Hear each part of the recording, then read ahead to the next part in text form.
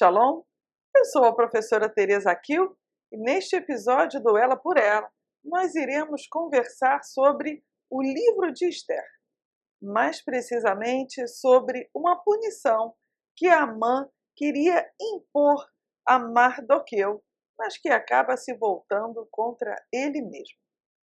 Você está pronto? Então vamos começar. Muito bem, vamos então começar a nossa exposição do livro de Esther, recordando o que acontece no capítulo 1. Em Esther capítulo 1, o rei Xerxes, ou Assuero, ele vai dar um banquete para diversos nobres da sua província, das suas 120 províncias. E quando chega no 7º dia da festa, ele pede então que a rainha Vasti, que ela venha a seu encontro. Só que a rainha, ela se recusa a ir ao encontro do rei e dos convidados, e aí então os convidados ali falam para o rei que ele deveria ter uma nova rainha, uma rainha que lhe obedecesse. E abre-se então a oportunidade de que uma nova mulher, dentre as mais belas do reino, seja elevada ao trono da Pérsia, tornando-se a nova rainha ao lado de Xerxes de Assuero.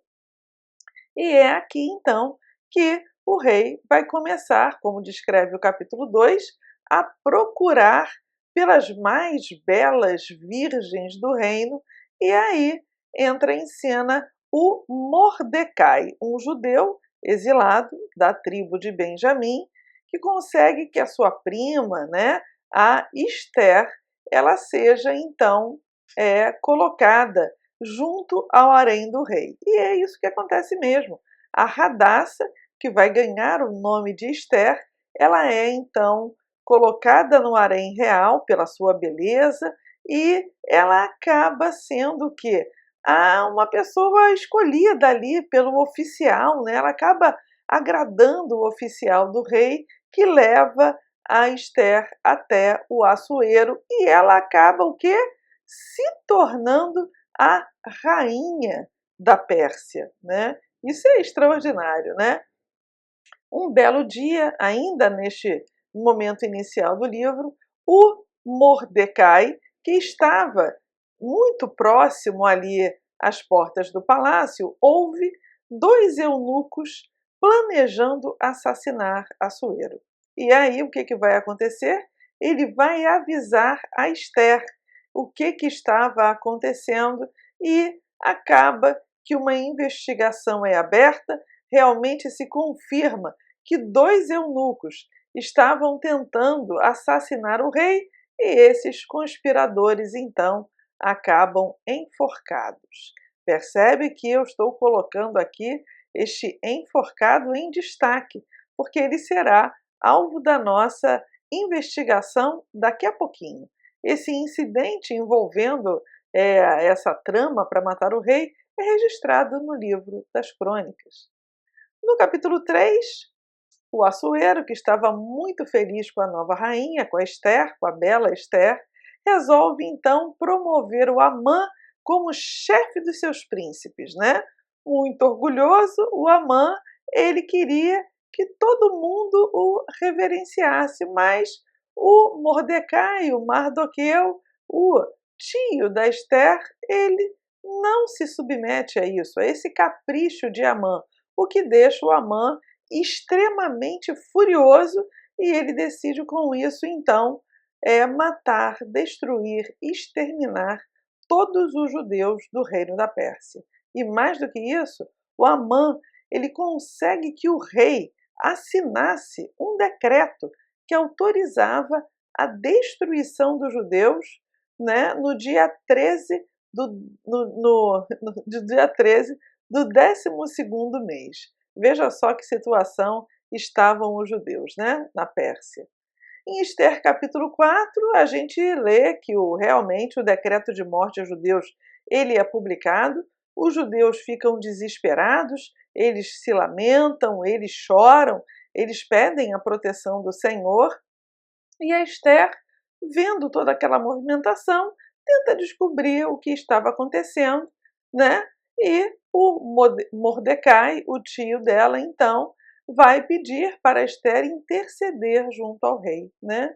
A Esther vai falar: olha, eu não posso fazer isso, porque já tem um tempo que o rei não me chama, né? Se eu for à presença do rei sem ser chamada, eu corro o risco de morrer. E aí o Mordecai vai falar para ela assim: olha, de qualquer forma você vai morrer. Ou você vai morrer porque o rei não quis te receber, ou você vai morrer porque todos nós morreremos, né?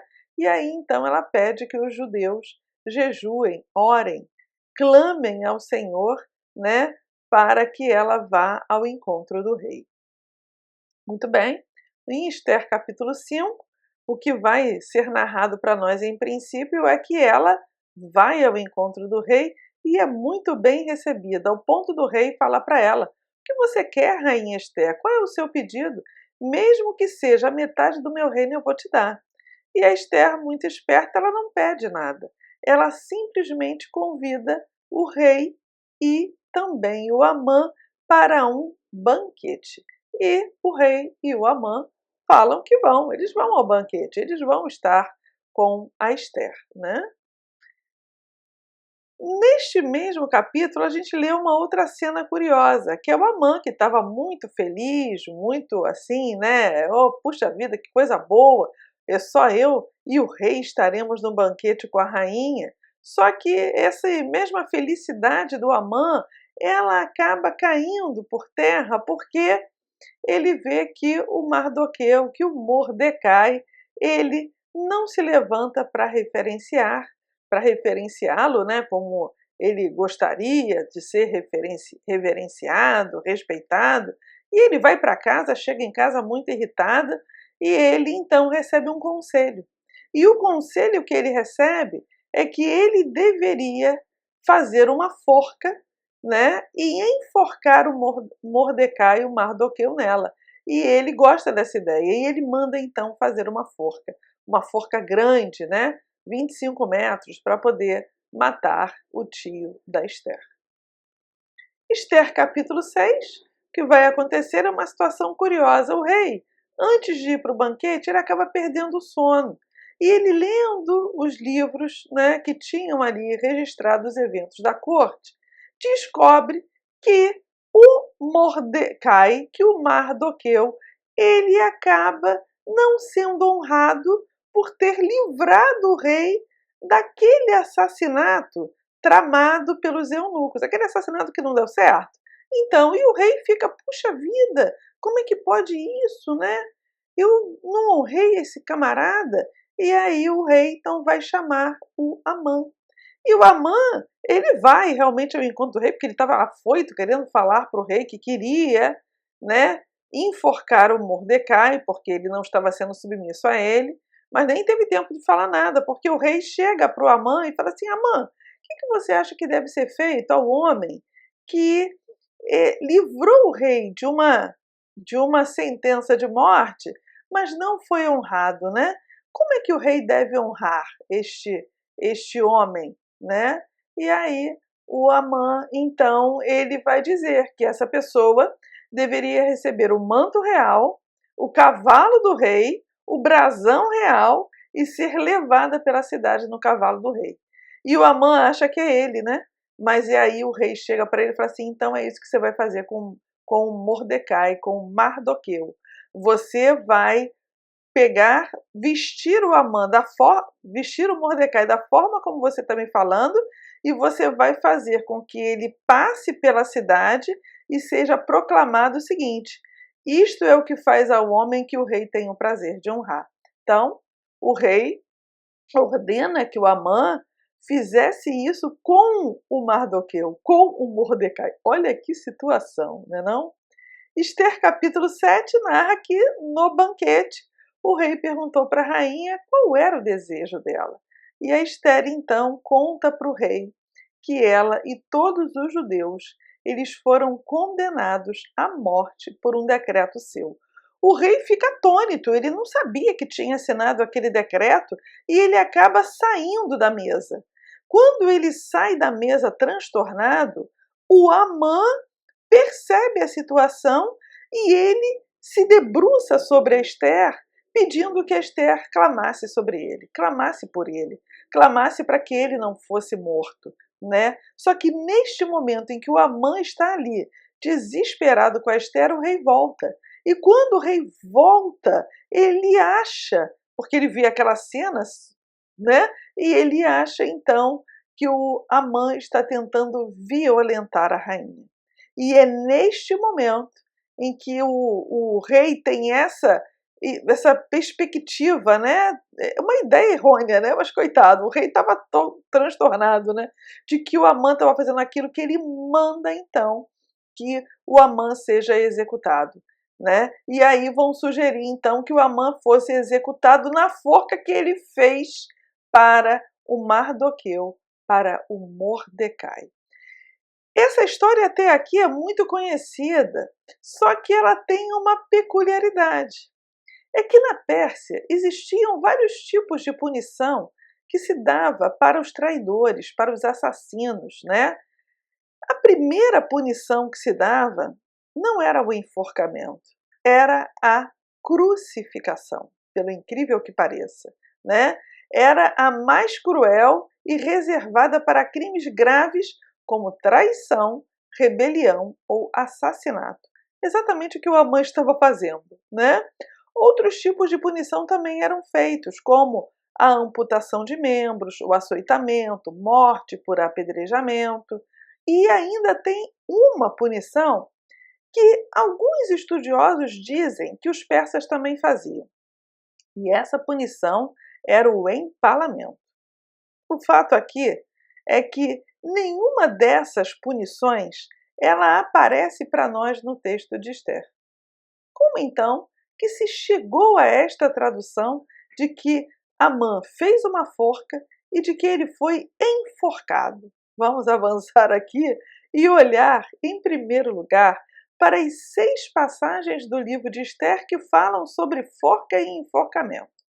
Primeira é Esther 2:22, diz assim: quando se investigou o negócio e se achou ser verdade, ambos foram enforcados.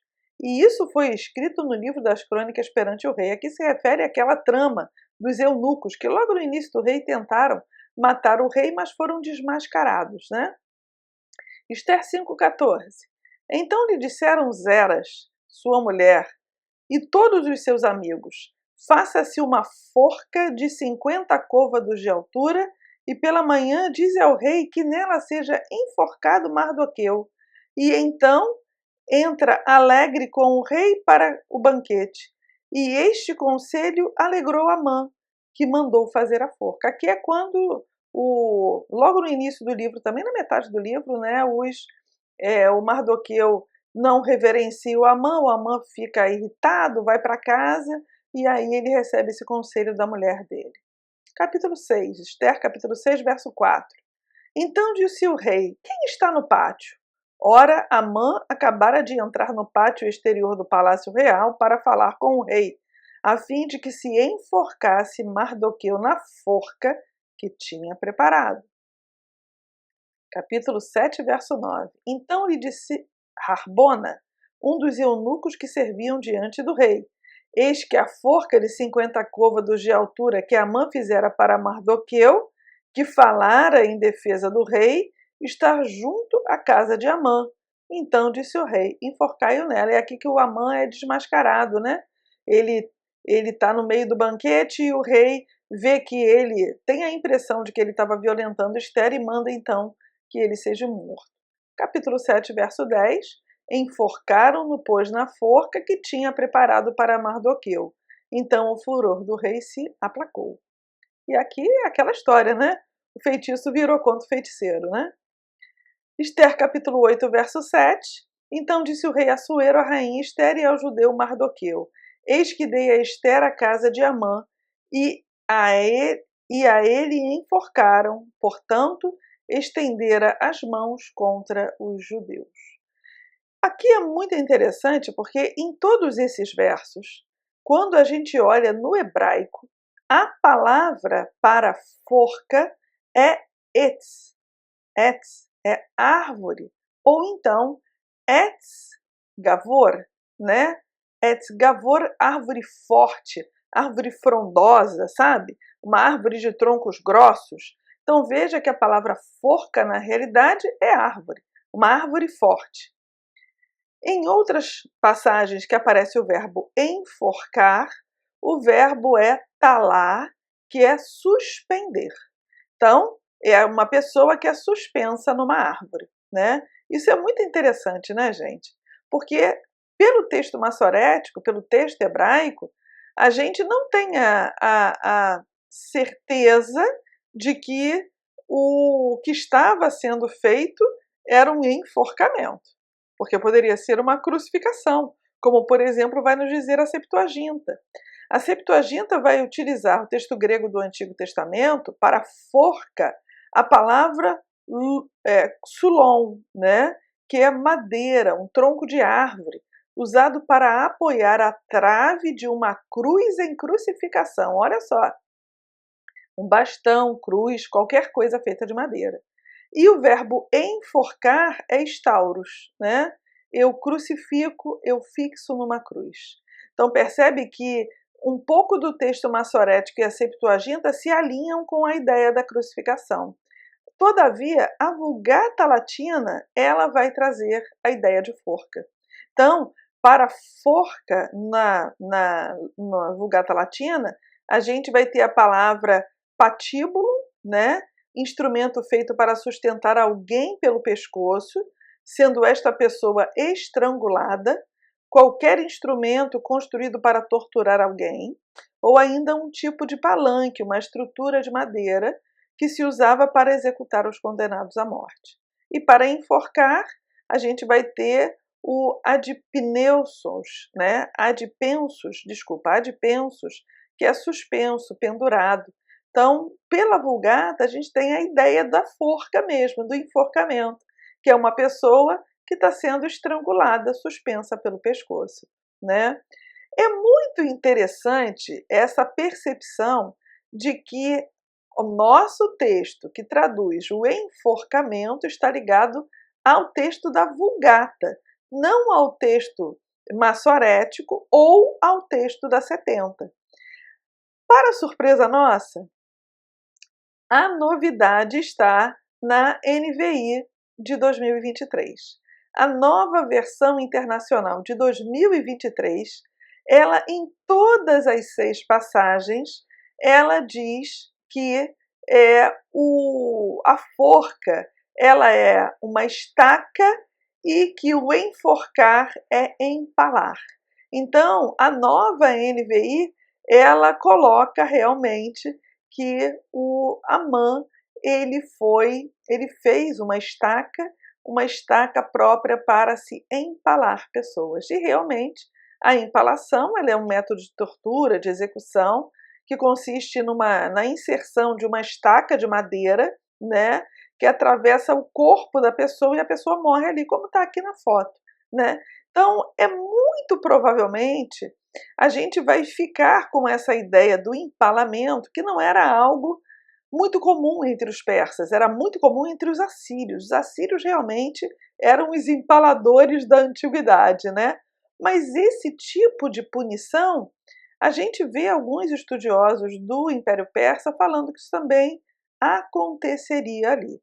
Então, estamos aqui entre a crucificação e o empalamento. A gente talvez entenda que essa questão de se colocar no livro da Esther, o Amã como um crucificado, talvez bata um pouco com a questão do Novo Testamento. E aí a NVI vai preferir trabalhar com o empalamento, né, para o verbo aqui talar, né, e para et com estaca, do que jogar aqui 2 pessoas crucificadas, né? O Amã, que era um traidor, e Jesus no Novo Testamento, que não era traidor de forma alguma. Então, para não criar essa situação, né, de no Antigo Testamento a gente ter um crucificado, que era o Amã, e o Amã era a pior das espécies ali, né, que a gente vê no livro de Esther, e ter esse mal-estar da crucificação com Jesus, o empalamento serviu aqui muito bem. E é melhor realmente a gente ficar com um empalamento, com a estaca, do que ficar com a forca. Muito bem, eu espero que você tenha gostado desse vídeo. Quero te agradecer por estar aqui comigo até o final. Que você possa, se ainda não se inscreveu no canal, se inscrever e também curtir este vídeo, comentar e compartilhar com os seus amigos. Deus abençoe a sua vida e até o nosso próximo Ela por Ela.